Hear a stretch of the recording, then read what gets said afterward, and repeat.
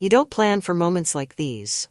They sneak up on you, quiet and unassuming, until suddenly your world shifts and nothing feels the same. It was a Tuesday night, ordinary in every way. Dinner was simple: roast chicken, steamed vegetables, and a bottle of red wine that Dean opened but didn't drink much of. He was always distracted, glued to his phone or buried in work, even at the dinner table. Sebastian had only been living with us for a few months, but his presence changed everything. At 27, he was still trying to figure out his life, moving back home after a failed business venture. Dean thought he was being responsible, giving his son a place to regroup. I thought it was a ticking time bomb, ready to explode under the pressure of their mismatched expectations. The accidental touch happened midway through dinner. My foot shifted under the table, brushing against Seb's leg. It was a fleeting moment, so small it shouldn't have mattered. But the way he looked at me after, his eyes dark and searching, made my breath catch. I told myself it was nothing, an accident, a moment that would pass. But it didn't. That touch lingered, haunting me long after the plates were cleared and the house went quiet. And as much as I tried to ignore it, I couldn't shake the feeling that something had shifted between us. This is the story of how a single moment unraveled everything I thought I knew about myself, my marriage, and the delicate line between right and wrong. It's funny how your life can feel full and empty at the same time. That's how I often describe my marriage to Dean. He's a good man by any conventional measure, successful, stable, and dependable. But that stability has always come with a cost, a distance between us that no amount of time together could seem to bridge. I met Dean 15 years ago at a design expo. I was there editing a freelance piece on emerging architectural trends, and he was presenting one of his firm's projects. He swept me off my feet with his confidence and vision, painting a picture of a future that felt like it had room for me. I thought I'd finally found someone who could be my partner in every sense of the word. But over time, Dean's world became narrower, consumed by deadlines, clients, and blueprints. I became a supporting character in his life, a role I played so well that even I started to forget who I was before him. When Dean's son, Sebastian, moved back in, it added a new dynamic to our already fragile balance. Sebastian, or Seb as I'd come to call him, was 27 and carrying the weight of a failure he didn't talk about. His startup, some tech venture Dean had enthusiastically funded, had crashed after less than a year. I didn't know the details, only that it left Seb adrift and Dean quietly disappointed.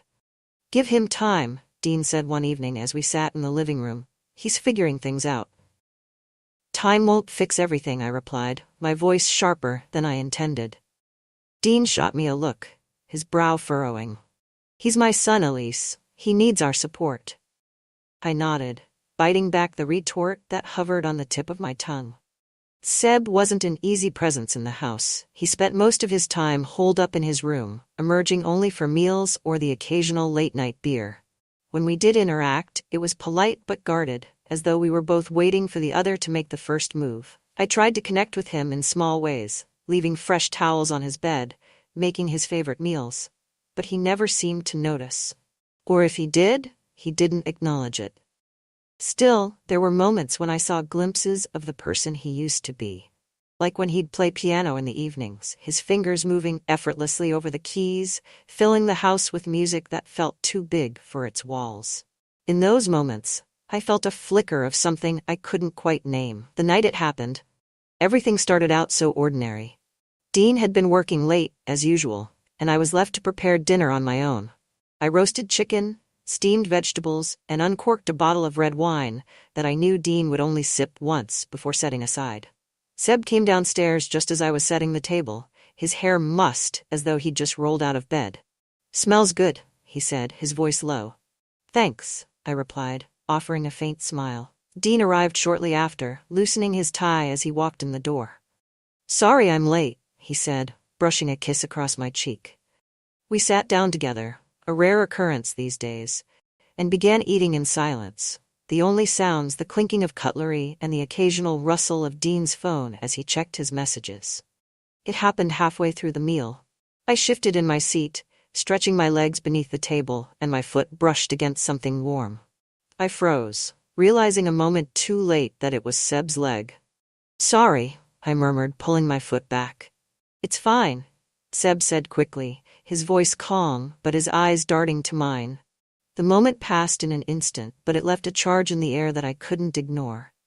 For the rest of the meal, I was hyper-aware of him. The way he shifted in his seat, the way his fingers drummed lightly against the table, the way he glanced at me when he thought I wasn't looking. After dinner, Dean retreated to his office to catch up on work, leaving me to clear the table. Seb lingered in the kitchen, leaning against the counter as I loaded the dishwasher. "Dinner was good," he said, his voice softer than usual. "Thanks," I replied, not looking up. There was a pause, heavy and charged. I felt his eyes on me, and when I finally turned to face him, I saw something in his expression that made my breath catch. He looked away quickly, clearing his throat. "Good night," he said, disappearing up the stairs before I could respond. That night, as I lay in bed beside Dean, I couldn't stop replaying the moment under the table. It was such a small thing, so fleeting, but it felt like the beginning of something I couldn't quite define. I told myself I was imagining it, that it was nothing. But deep down, I knew better. The days that followed were a blur of avoidance and stolen glances. Seb and I danced around each other, our interactions charged with an unspoken tension that neither of us seemed willing to address. I found myself hyper-aware of his presence in a way that both thrilled and terrified me. The sound of his footsteps on the stairs, the scent of his cologne lingering in the hallway, the way his voice softened when he spoke to me, all of it felt magnified, impossible to ignore. Dean, oblivious to the undercurrents in the house, continued to bury himself in work. He'd leave early in the mornings and return late at night, often too exhausted to do more than exchange a few pleasantries before heading to bed. "You've been quiet lately," he remarked one evening as we sat on the couch. "Just tired," I replied, forcing a smile. He nodded, already distracted by the emails on his phone. A few nights later, I found myself in the kitchen, unable to sleep. I was pouring a glass of water when I heard footsteps behind me. "Couldn't sleep?" Seb asked, his voice low. I turned to find him standing in the doorway, his hair disheveled and his expression unreadable. "Something like that," I replied. He stepped closer, leaning against the counter. "Same here."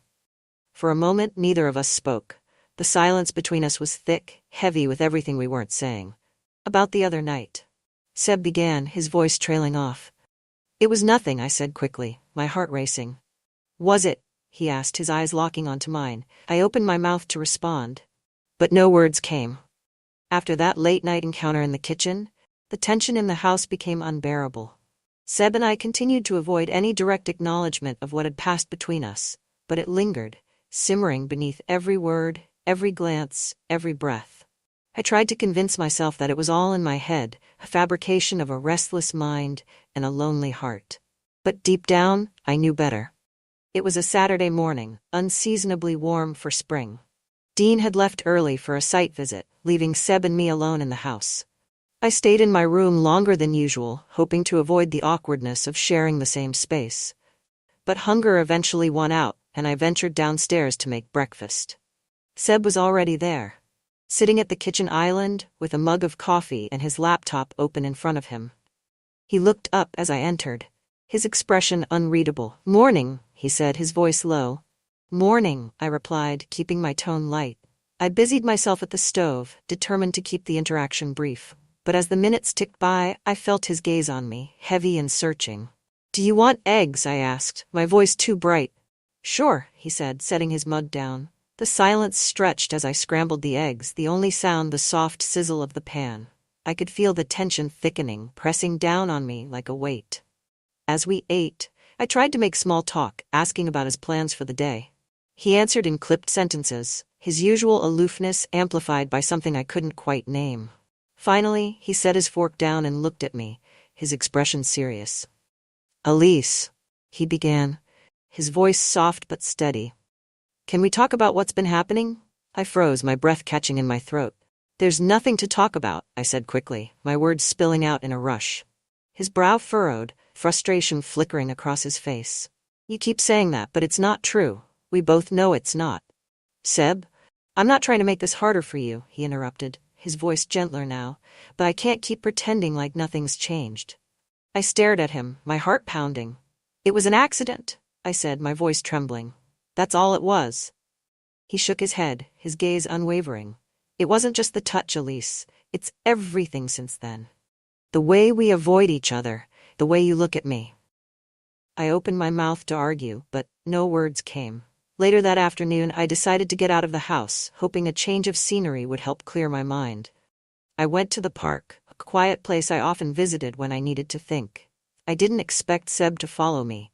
I was sitting on a bench, staring at the small pond in the center of the park when I heard his voice. "Mind if I join you?" he asked. I glanced up, startled to see him standing there, his hands stuffed into the pockets of his jacket. "Sure," I said after a moment, scooting over to make room. He sat down beside me, his shoulder brushing mine briefly. For a while, neither of us spoke. We watched the ducks glide across the water, their movements calm and unhurried. "This used to be my favorite spot," Seb said finally, breaking the silence. "Really?" He nodded. "When I was a kid, my mom used to bring me here. We'd sit by the pond for hours, feeding the ducks and talking about everything and nothing." There was a wistfulness in his voice, a vulnerability I hadn't seen before. "I miss her," he said quietly. I felt a pang of sympathy, my chest tightening. "She'd be proud of you, you know." He laughed bitterly, shaking his head. "I doubt that." "She would," I insisted. "You're smart, talented, and resilient. She'd see that." Seb turned to look at me, his eyes softening. "You're the only one who thinks so." The sun was beginning to set, casting the park in hues of gold and pink. I stood, brushing off my hands. "We should head back." Seb nodded, but as I turned to leave, he reached for my hand, stopping me in my tracks. "Elise," he said, his voice low. I turned to face him, my heart pounding.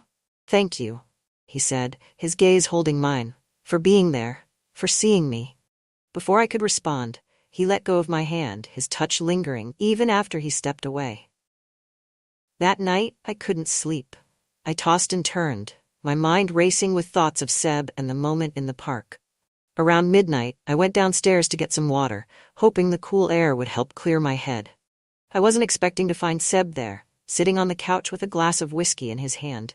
"Couldn't sleep?" he asked, his voice low and rough. "No," I admitted, crossing the room to sit beside him. For a while we sat in silence, the only sound the faint ticking of the clock on the wall. "I keep thinking about the park," Seb said finally, his voice barely above a whisper. I turned to look at him, my chest tightening. "Seb?" "I know it's wrong," he said, his words tumbling out in a rush. "I know we shouldn't, but I can't stop feeling this way." My breath caught, and I felt a rush of emotions, fear, guilt, longing, all colliding at once. "Seb, we can't," I said, my voice trembling. "It's not right." "Why not?" he asked, his eyes searching mine. "Why can't we just be honest about what we feel?" I didn't have an answer. He leaned closer, his gaze flicking to my lips before meeting my eyes again. "Elise," he whispered, his voice breaking.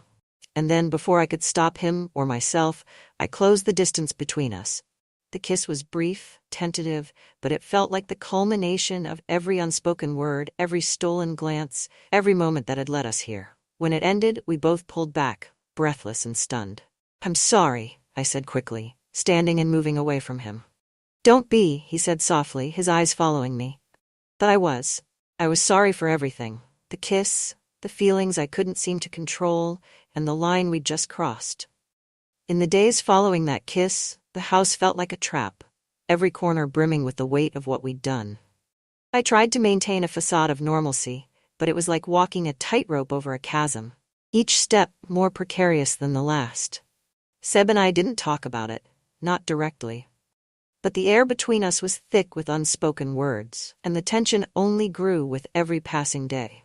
Dean, oblivious as ever, continued to bury himself in his work, his presence in the house more of a shadow than a reality. He'd leave early, come home late, and spend most evenings in his office, poring over blueprints and spreadsheets. And yet, even his absence wasn't enough to ease my guilt. I tried to avoid Seb as much as possible. I started leaving the house early, taking long walks or spending hours at the library under the pretense of needing a change of scenery. But no matter how far I went, I couldn't escape my thoughts, or the memory of that night. One afternoon, as I was returning from one of my self-imposed exiles, I found Seb in the kitchen, chopping vegetables for dinner. "You've been out a lot lately," he said without looking up. "Just needed some fresh air," I replied, forcing my voice to sound casual. He glanced at me, his expression unreadable. You don't have to avoid me, you know. I'm not avoiding you, I said quickly, too quickly. He smirked, setting the knife down. Right? I felt my cheeks flush and turned to leave, but his voice stopped me. Elise, he said softly, and the way he said my name made my heart ache. I paused, my back to him. I'm not sorry about what happened, he said. Are you? I didn't answer. I couldn't. Instead, I walked away, my chest tightening with every step. It was only a matter of time before Dean started to notice the shift in the household dynamic. You've been quiet lately, he remarked one evening as we sat at the dinner table. I shrugged, keeping my eyes on my plate. Just tired. Dean nodded, but his gaze lingered on me a moment longer than usual. Later that night, as I was getting ready for bed, he appeared in the doorway of our bedroom. Is everything okay? He asked, his tone cautious. Of course, I replied, forcing a smile. He hesitated, his eyes searching mine. You'd tell me if something was wrong, wouldn't you? Of course, I repeated, my voice steady despite the storm raging inside me. He nodded slowly, but I could see the doubt flickering in his eyes. One night, unable to sleep, I went downstairs to make tea. The house was quiet, the kind of stillness that felt almost oppressive. I was pouring water into the teapot when I heard footsteps behind me. I turned to find Seb standing in the doorway, his expression unreadable. Couldn't sleep? He asked, his voice low. I shook my head, my heart pounding. He stepped into the kitchen, his presence filling the space in a way that made it hard to breathe. Elise, he began, his voice soft but firm. We can't keep pretending like nothing's happening.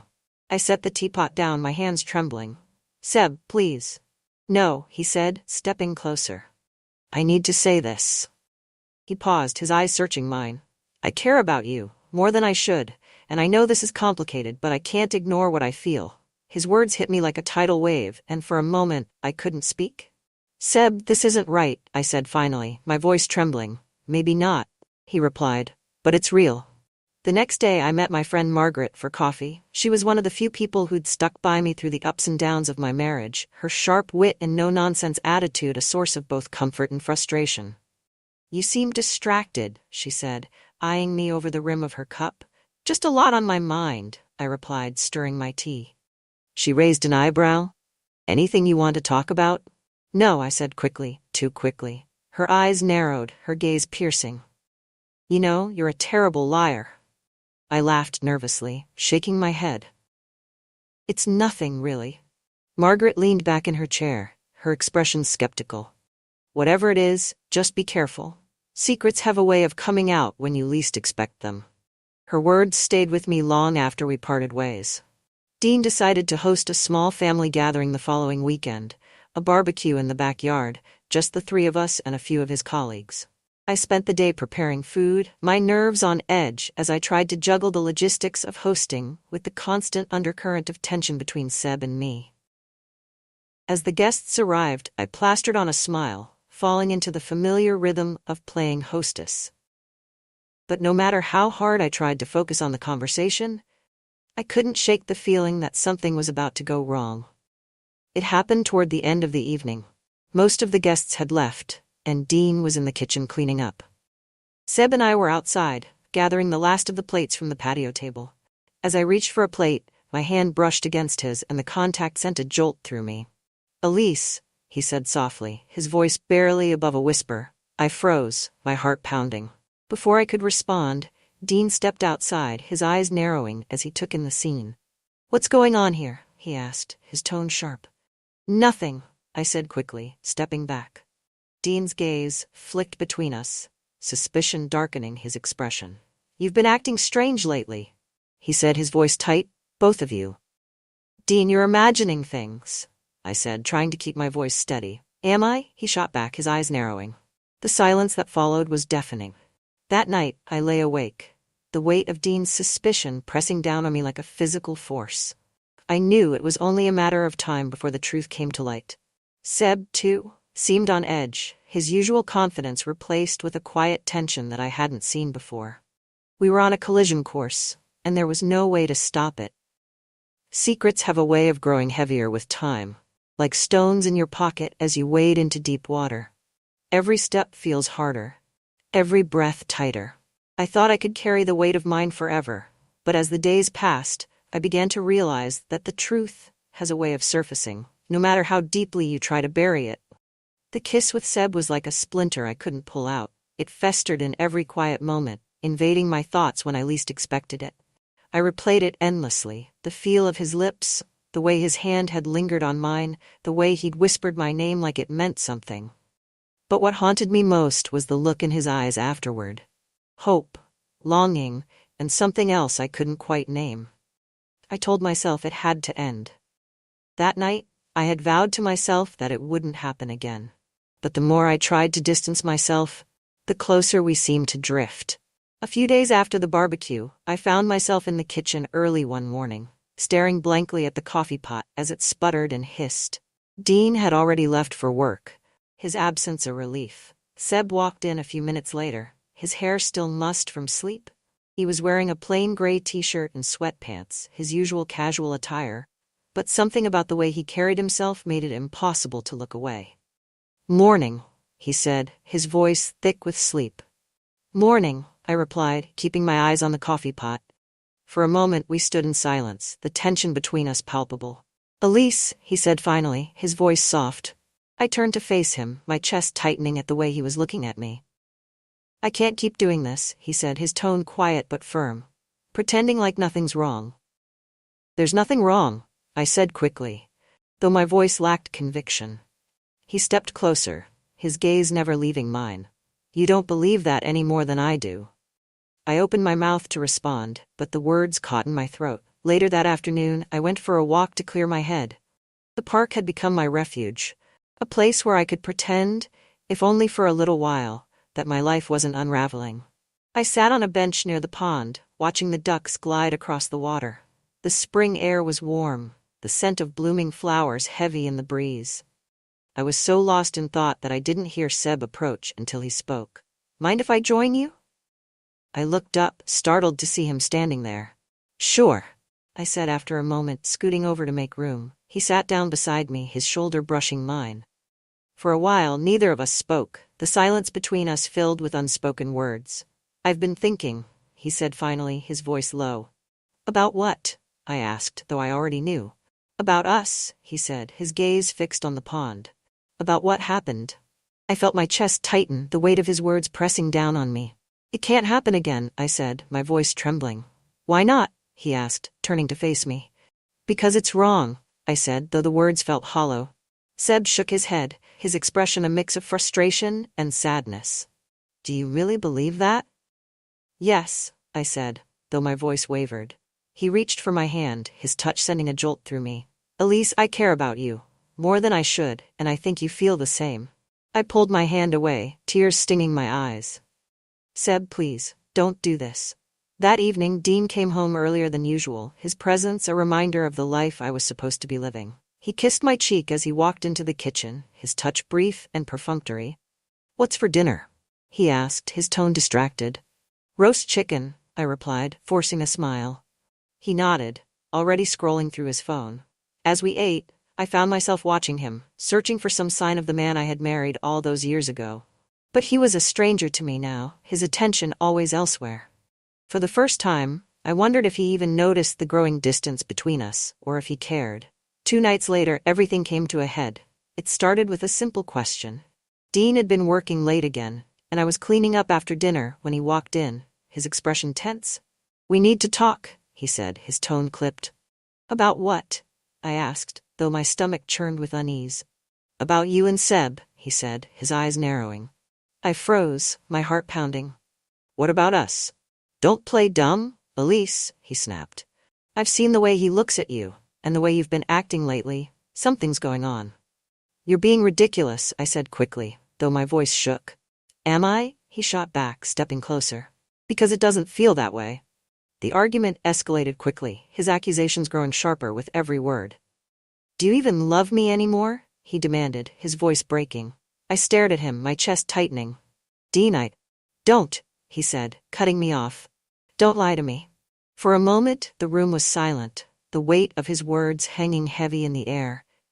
"I don't know," I said finally, my voice barely above a whisper. His face fell, the anger draining from his expression, replaced by something else, something I couldn't quite place. Dean left that night, slamming the door behind him. I didn't try to stop him. Seb found me sitting on the couch, my face buried in my hands. "He knows," I said, my voice trembling. Seb sat down beside me, his hand resting lightly on my shoulder. "What happens now?" he asked, his voice soft. "I don't know," I admitted, "but it's not going to be easy." That night, as I lay awake in bed, I found myself replaying the argument with Dean, his words echoing in my mind. "Do you even love me anymore?" The truth was, I didn't know. I didn't know if I ever had, or if I'd simply convinced myself that I did because it was easier than admitting the alternative. What I did know was that my life was unraveling, and there was no going back. When you've lived with a secret long enough, it starts to shape you.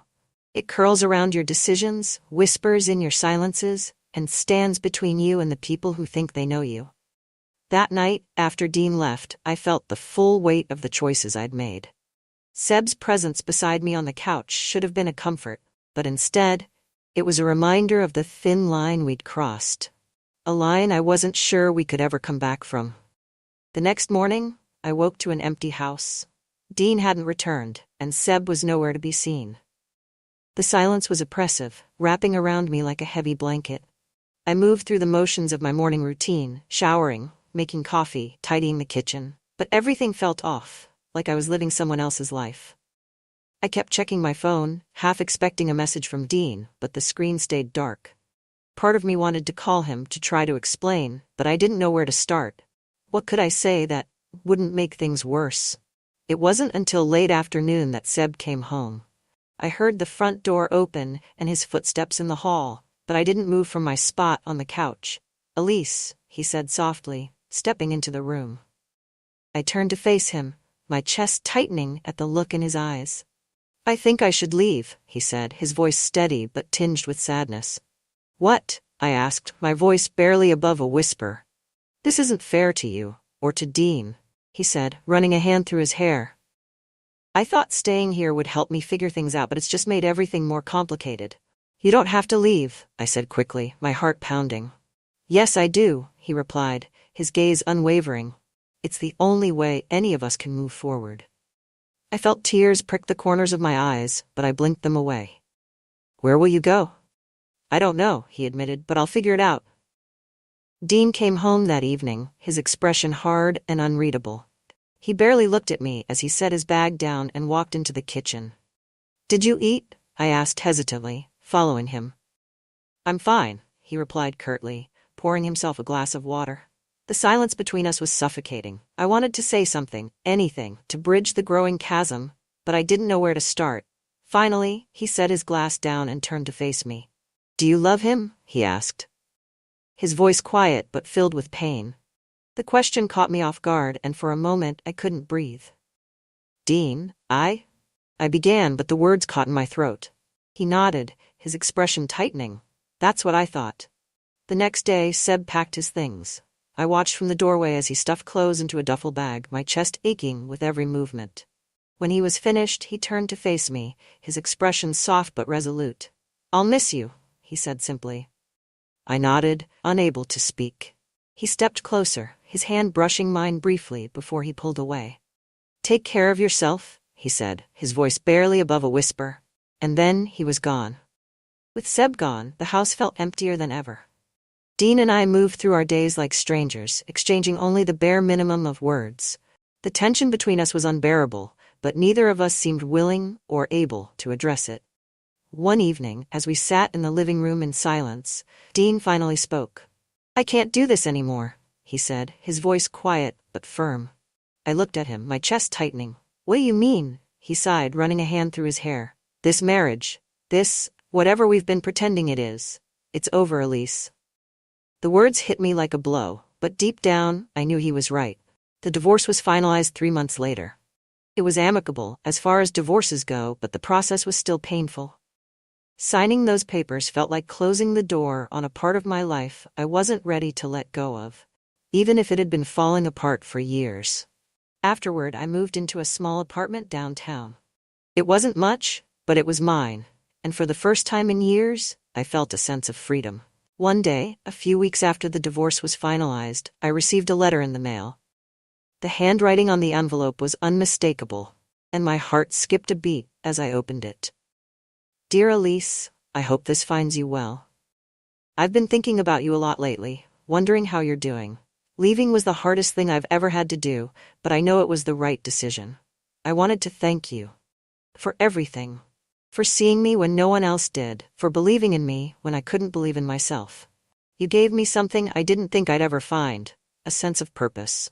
I'm doing better now, working on something I think you'd be proud of. I hope you find happiness, Elise. You deserve it. Always, Seb. Tears blurred my vision as I folded the letter, clutching it to my chest. Looking back, I can see how everything unraveled. The choices I made, the lines I crossed, they were born from a place of longing and pain I didn't fully understand at the time. But I've learned to forgive myself, even if others never will. Life isn't perfect, and neither are we. But sometimes, in the midst of the chaos, we find clarity and the strength to start over.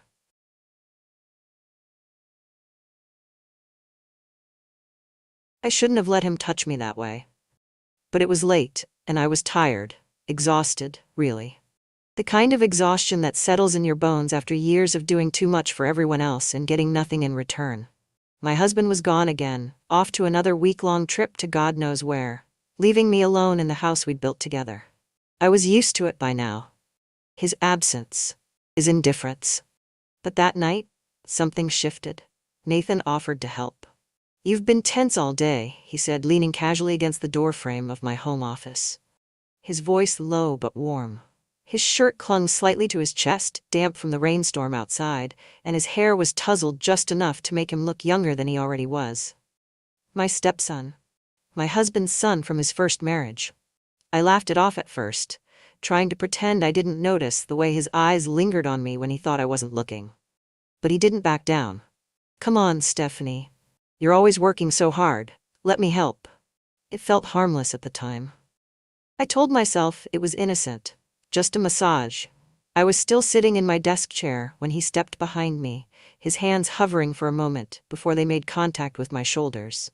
I should have stopped him there.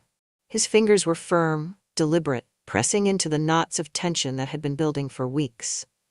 I tried to focus on the feeling of relief, the dull ache fading as his hands worked their way down my back. But then his thumbs dipped lower, brushing the curve of my shoulder blades, and I felt it, the spark. It started as a flicker, something I could almost ignore. But the air between us thickened, charged with something I hadn't felt in years. I froze, my breath catching as his fingers hesitated just for a second before moving lower. Is this okay? He asked, his voice soft, almost careful. I nodded before I could think, my body betraying me. I didn't want him to stop. The truth hit me like a freight train.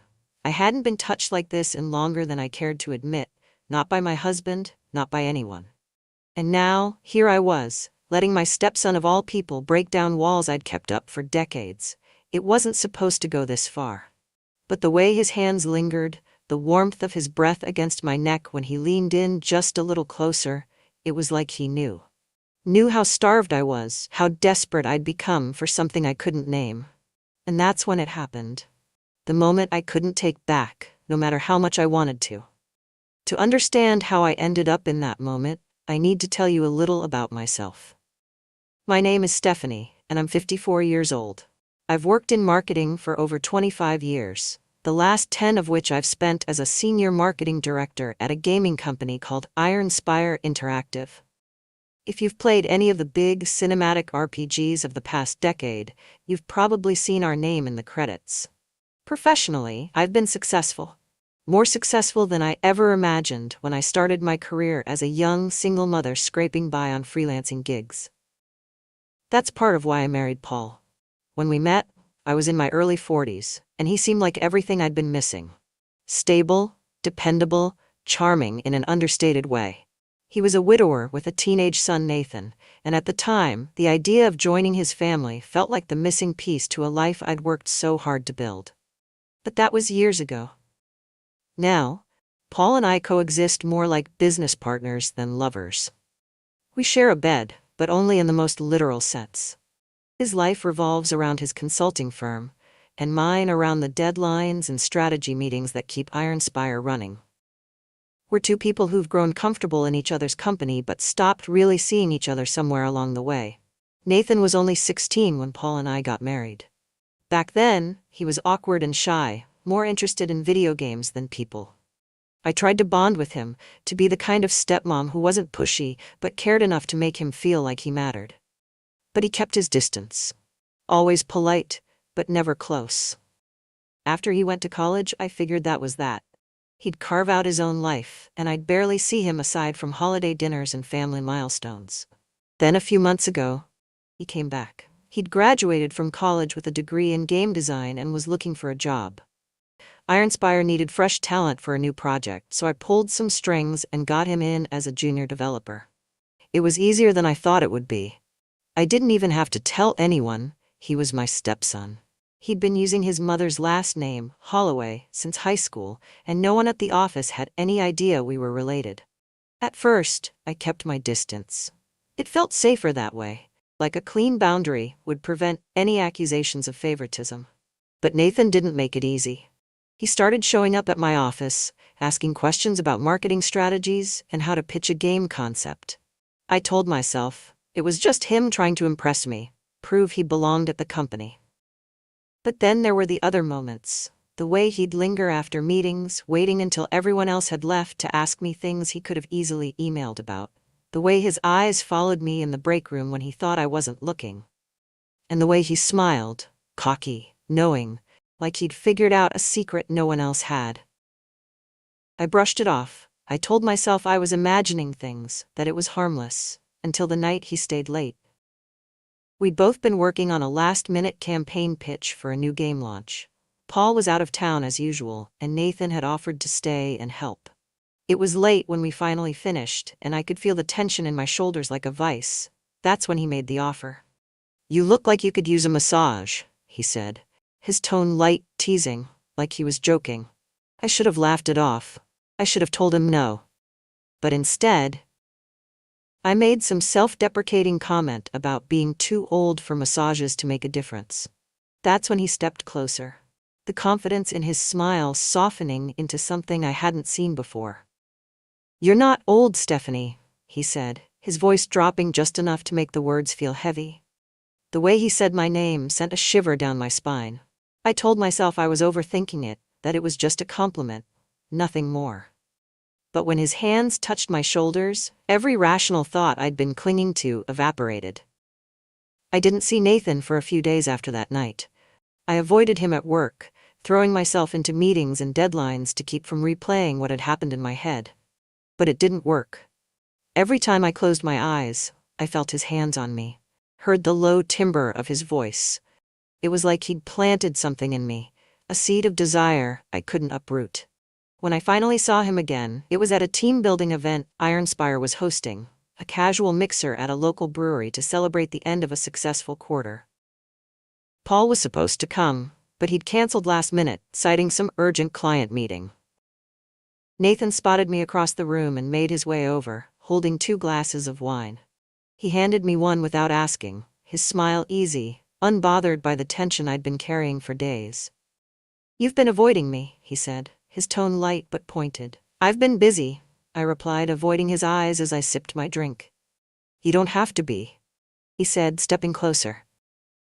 There it was again. That spark, that undeniable pull I'd been fighting since the night in my office.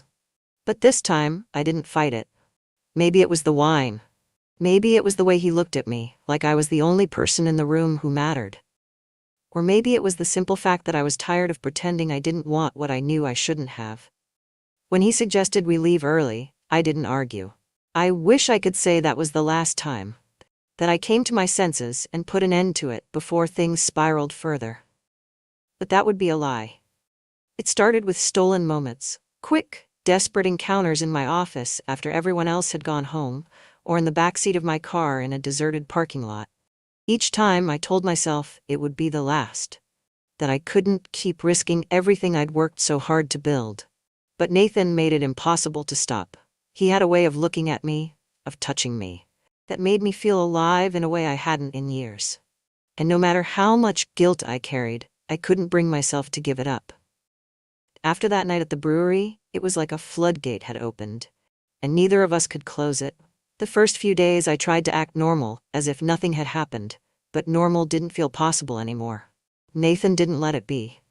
At work, he was bold but subtle, brushing his hand against mine when passing me a document, holding my gaze a second too long during meetings. Outside of work, he texted me late at night, messages that started casual but always seemed to veer into dangerous territory. "Still up? Thinking about you." Each time I saw his name light up my phone, I told myself I shouldn't respond. But I always did. The next time it happened, we were in my office late again. It wasn't planned. It never was. Most of the team had already left for the day, and I was finishing up a presentation for an upcoming board meeting. Nathan appeared at my door, leaning against the frame like he always did, that same infuriatingly confident smile on his face. "You're still here?" I asked, trying to sound casual. "Figured I'd see if you needed any help." I started to say no, but he was already walking in, closing the door behind him. The lock clicked softly, and my stomach twisted, equal parts fear and anticipation. "Nathan." He cut me off, stepping closer. "You don't have to say anything."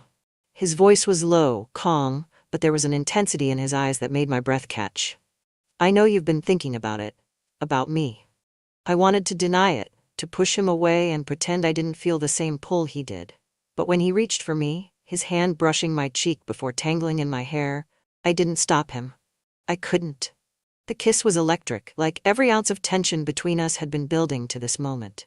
His hand slid to my waist, pulling me against him, and I felt my resolve shatter completely. It was reckless, and I knew it. We were in my office, surrounded by glass walls, with only the blinds to shield us from anyone who might pass by. But in that moment, I didn't care. The risk only made it more intoxicating. That night set the tone for what came next. Our encounters became a dangerous routine, each one more daring than the last. There was the time he cornered me in the stairwell after a team meeting. The building was nearly empty, the sound of our breathing echoing off the concrete walls as he pressed me against the railing. Then there was the parking garage. I'd stayed late to finalize a campaign launch, and Nathan had offered to walk me to my car. The space was dimly lit and eerily quiet, the perfect cover for what we both knew was about to happen. "I can't keep doing this," I whispered as he kissed me, his hands sliding under my blazer. But even as I said it, I was pulling him closer, my body betraying my words. "You don't mean that," he murmured against my neck, and he was right. We became bolder outside of work, too. Once, during a company trip to a gaming convention in Chicago, we found ourselves alone in the hotel bar late at night. Paul was supposed to join me on the trip, but he'd canceled at the last minute. Again. Nathan showed up at my table uninvited, his tie loosened and a whiskey in hand. "Mind if I join you?" I should have told him no, reminded him we needed to keep things professional in public. But the truth was, I didn't want to be alone. We sat there for hours, talking about everything and nothing, the tension between us simmering just below the surface. When I finally got up to leave, he followed me to the elevator. "Don't," I said as the doors slid shut, my voice barely above a whisper. "Don't what?" he asked, stepping closer until there was barely any space between us. "You know what?" He smiled, that same maddeningly confident smile that made my knees weak, and reached for the emergency stop button. The ride to my floor was the longest of my life. Every time we were together, the guilt came crashing down afterward. I'd lie awake at night, staring at the ceiling, replaying every moment in my head. The way his hands felt on my skin, the way he looked at me like I was the only thing that mattered. And then, inevitably, the shame. Paul didn't make it any easier. He was oblivious, as always, but his absence only deepened the hollow ache inside me. The nights he spent away on business trips felt like a cruel irony, leaving me alone to wrestle with my choices while he remained completely unaware. But it wasn't just Paul I was risking. Every time I stepped into the office, I felt the weight of what Nathan and I were doing.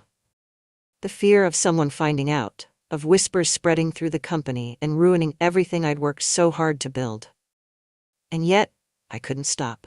One of the closest calls came during a company-wide celebration for the launch of our latest game. Iron Spire had rented out a fancy rooftop bar downtown, and the entire team was there, along with a few of the higher-ups from corporate. Nathan spent most of the evening on the other side of the room, chatting with coworkers and blending in like nothing was out of the ordinary. I tried to do the same, forcing a smile as I made small talk with the CEO and his wife. But every now and then, I'd catch his eyes across the room, and the look he gave me sent a thrill straight through me. It was a game we'd started playing, this silent exchange that only the two of us understood. By the time I excused myself to step outside for some air, I was already on edge. The cool night breeze was a welcome relief, but it did little to calm the storm raging inside me. I didn't hear him approach until he was right behind me. "Couldn't resist, could you?" he teased, his voice low enough that no one else could hear. "You shouldn't be out here," I said, my tone sharper than I intended. "Neither should you." Before I could respond, he stepped closer, his hand brushing mine in a way that felt both accidental and deliberate. My breath hitched, and for a moment, I forgot where we were. It wasn't until the door opened behind us, and Sarah, the lead game designer, stepped out, that reality came crashing back. "Oh, sorry," she said, her eyes darting between us. "Am I interrupting something?" "No," I said quickly, stepping back and putting as much distance between Nathan and me as I could without looking suspicious. "Just needed some fresh air." Sarah's eyes lingered on us for a moment longer before she shrugged and lit a cigarette, her attention shifting elsewhere. But the look she gave me as she exhaled told me she wasn't entirely convinced. After that night, things became even more complicated. Sarah started watching us more closely, her sharp eyes catching every small interaction, every lingering glance. It felt like she was waiting for us to slip up, to give her a reason to dig deeper. And then there was Nathan. The more time we spent together, the more his confidence grew, and with it, his possessiveness. He started showing up unannounced, texting me more often, pushing boundaries I wasn't sure I could hold.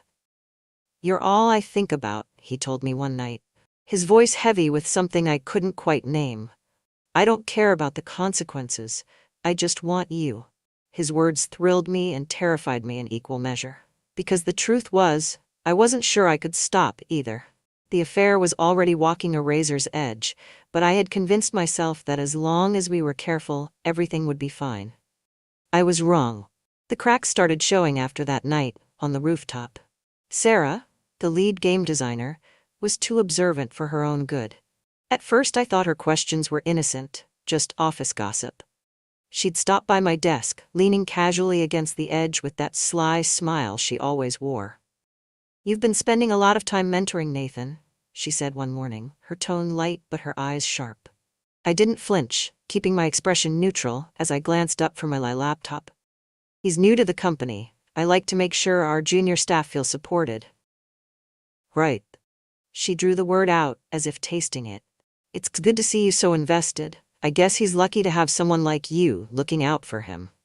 Her smile lingered a second too long before she walked away, leaving me with a pit in my stomach. It wasn't just the words, it was the way she said them, like she knew something but didn't have the proof yet. Nathan, meanwhile, was becoming more reckless. His confidence, once thrilling, was now a liability. He started showing up at my office unannounced, lingering in the doorway even when other people were around. One afternoon, as I was preparing for a client presentation, he appeared without warning, leaning against the doorframe with that easy grin that made my pulse quicken. "Nathan, this isn't a good time," I said, glancing toward the open office floor beyond my glass walls. "Relax," he said, stepping inside anyway. "No one's paying attention." He was wrong. Sarah's desk was positioned in direct view of my office, and though she pretended to be immersed in her work, I could feel her watching. I kept my voice low, sharp. "You need to leave, now." He didn't move, his smile fading as he studied me. "Why are you acting like this? It's not like anyone knows." I stood, moving around my desk to put myself between him and the door. "Because people are starting to notice, Nathan, Sarah for one. And if she figures it out—" "She won't," he said, his voice firm. But the flicker of doubt in his eyes betrayed him. "She might. And if she does, it won't just be my career on the line, it'll be yours too." For a moment he looked like he might argue, but then he nodded, stepping back. "Fine, I'll be careful."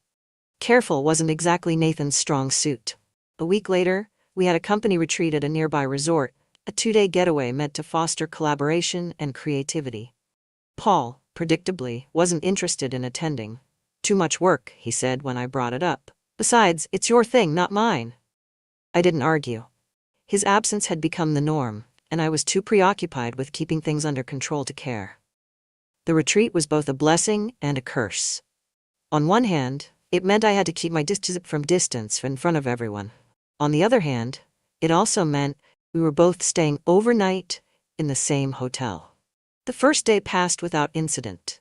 I kept myself busy with workshops and team activities, avoiding Nathan as much as possible. But that evening, during the cocktail hour, I caught him watching me from across the room. His gaze was magnetic, pulling me in despite every warning bell in my head. When he slipped out the side door and into the garden, I waited exactly 5 minutes before following. The garden was quiet, the hum of conversation from inside, muffled by the thick hedges surrounding us. I found him leaning against a stone fountain, his tie loosened and his shirt sleeves rolled up. "This is a bad idea," I said as I approached, though my feet kept moving toward him. He smiled, that infuriatingly confident smile. "You've been saying that for weeks. Doesn't seem to stop you." Before I could respond, he pulled me into the shadows, his hands finding my waist as his lips met mine.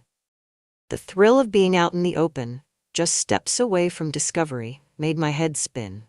It wasn't until I heard the crunch of footsteps on gravel that I pushed him away, my heart pounding. We straightened ourselves just as Sarah appeared around the corner, a cigarette dangling from her fingers. She paused, her eyes narrowing as she looked between us. "Didn't mean to interrupt," she said, her tone dripping with faux innocence. "You weren't," I said quickly, brushing past her before she could say anything else.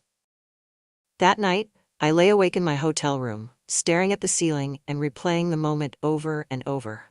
Sarah knew, I was sure of it, and if she decided to say something, my entire life could come crashing down. Nathan didn't share my concern. He texted me just after midnight, "Room 412, come." I didn't respond. For once, the risk felt too great. Paul started noticing things not long after the retreat. Little changes in my behavior I couldn't quite hide. I was more distracted at home, more irritable, and I avoided his touch like it burned me. "You've been distant lately?" he said one night over dinner, his eyes narrowing as he studied me. "Is something going on?" "Of course not," I said, forcing a smile. "Work's just been stressful." He didn't look convinced, but he didn't press the issue. That was the thing about Paul, he never pushed. He preferred to keep the peace, even when it meant ignoring the cracks in our marriage. But I could feel the weight of his suspicion growing, and it only added to the pressure I was already under. Nathan, meanwhile, was becoming harder to handle. What started as a mutual affair was beginning to feel like something else entirely. One night, after another late work session, he showed up at my house uninvited. Paul was out of town again, and I was in the middle of answering emails when the doorbell rang. When I opened the door and saw him standing there, I froze. "What are you doing here?" I hissed, glancing over my shoulder as if Paul might appear out of thin air. "I needed to see you," he said, stepping inside before I could stop him. "Nathan, this isn't okay. You can't just show up here." "I didn't know where else to go," he said, his voice cracking just enough to make me pause. For the first time, I saw something other than confidence in his eyes. He looked vaguely like a boy instead of a man. "Are you okay?" I asked cautiously. "I don't know," he admitted, running a hand through his hair. I can't stop thinking about you, about us." My chest tightened, a mix of guilt and something I couldn't quite name. "Nathan, whatever this is, it can't last. You know that."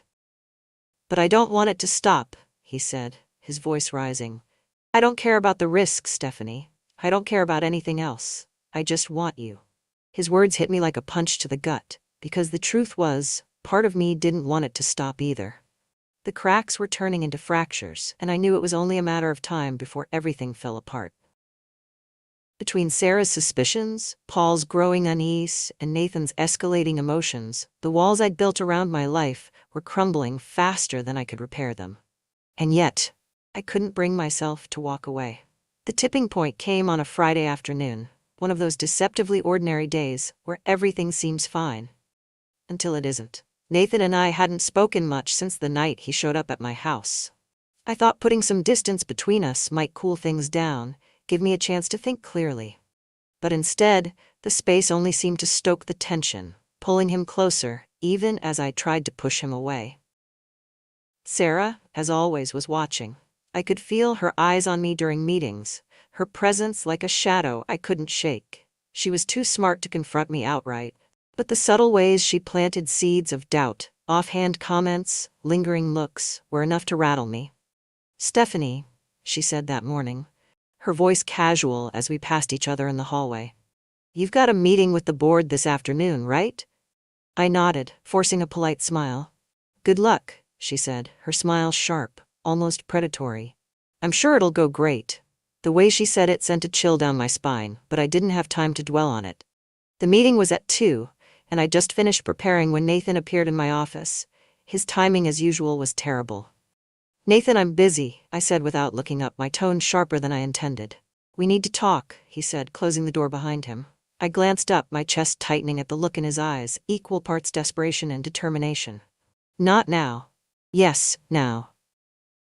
He stepped closer, his voice low but insistent.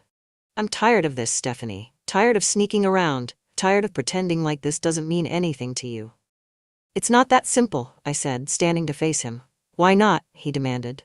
"You're not happy with Paul. You said it yourself, so why keep pretending?" "Because it's not just about me," I snapped, my voice rising. "I have a career, a reputation, a life I've worked my ass off to build. I can't just throw it all away because..." "Because of me?" His voice cracked, the hurt in his eyes cutting deeper than I expected. I exhaled, trying to steady myself. "Nathan, this isn't sustainable, you know that. We had fun, but it has to end." He stared at me for a long moment, his jaw tightening. "You don't mean that." "Yes, I do." For a moment I thought he might argue, but instead he nodded slowly, his expression hardening. "Fine, if that's how you feel." Before I could respond, he turned and walked out, leaving the door ajar behind him. The meeting with the board was a disaster. I couldn't focus, my mind replaying the conversation with Nathan over and over. By the time it was over, I was sure I'd tanked the entire presentation. I returned to my office, hoping to collect myself before anyone noticed how rattled I was. But when I opened the door, I froze. Sarah was sitting at my desk. "What are you doing here?" I demanded, my heart pounding. She didn't answer right away, instead holding up a piece of paper I recognized immediately, an email draft I hadn't meant to save. It was short, impulsive, something I'd typed late one night when guilt and desire had collided. "I can't stop thinking about you. I know it's wrong, but I don't care. Meet me after work." "I found this on your computer," she said, her voice calm but icy. Interesting choice of words, don't you think? My blood ran cold. "You had no right." "I think I had every right," she interrupted, standing and stepping closer. "You're jeopardizing this entire team with whatever this is. Do you have any idea what could happen if word gets out?" I swallowed hard, trying to keep my composure. "It's none of your business, Sarah." "Oh, but it is," she said, her eyes narrowing. "See, I actually care about this company. And I'm not about to let your poor judgment ruin everything we've worked for." The implication hung heavy in the air, the unspoken threat sending a wave of panic through me. "What do you want?" I asked finally, my voice barely above a whisper. Sarah smiled, her satisfaction unmistakable. "You're going to end this, now, and you're going to clean up the mess you've made before anyone else finds out. Do we understand each other?" I nodded, my stomach twisting. "Yes." That night, I called Nathan. He didn't answer. I sent a text instead. "We need to talk. Meet me tomorrow at the coffee shop near the office, 7 p.m. He replied an hour later. "Fine." The coffee shop was nearly empty when I arrived, the hum of soft jazz music doing little to ease my nerves. Nathan was already there, sitting in a corner booth with a cup of coffee he hadn't touched. When he looked up and saw me, his expression was unreadable. "Thanks for coming," I said as I slid into the seat across from him. He didn't respond, his eyes fixed on the table. "I'm sorry for how I handled things," I began, choosing my words carefully. "But we both know this can't continue. It's not fair to either of us." He looked up then, his jaw tight. "Fair? You think this is about fairness?" "Nathan." "No," he said, cutting me off. "You don't get to do this. You don't get to act like I'm some mistake you can just erase. I felt my throat tighten, but I forced myself to stay calm. That's not what I'm saying, but we both have too much to lose. He laughed bitterly, shaking his head. You mean you have too much to lose? The words hit harder than I expected, and for a moment, I couldn't respond. I cared about you, he said finally, his voice breaking. I thought you cared about me too. I do, I said softly. But not like this. Not anymore. He stared at me for a long moment, his eyes filled with something between anger and heartbreak. Then, without another word, he stood and walked out, leaving me alone in the booth. I wish I could say that was the end of it, that everything went back to normal after that night. But life doesn't work that way. Sarah kept her distance but made it clear she was watching. Paul grew more suspicious, his questions becoming harder to deflect. And Nathan? Nathan disappeared from my life as quickly as he'd entered it, leaving behind a void I couldn't quite fill. I don't know if he ever forgave me. I'm not even sure I forgave myself. All I know is that some mistakes are too big to fix, and some desires leave scars that never fully heal.